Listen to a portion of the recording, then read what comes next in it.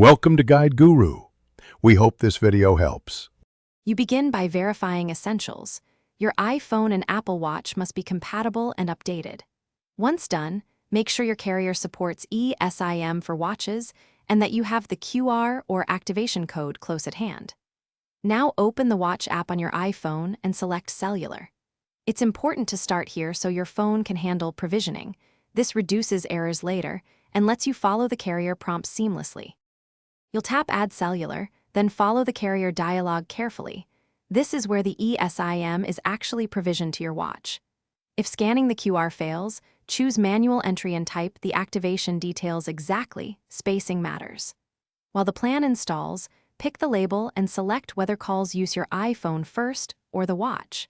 These choices affect battery and billing, so make sure you understand defaults before continuing. Then we finish by verifying connectivity. Look for the cellular icon on your Apple Watch and confirm the plan appears in the Watch app. Then test with a short call or load a web page while your iPhone is out of range to ensure independent service. If it fails, restart both devices first.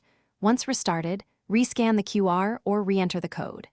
If problems persist, contact your carrier.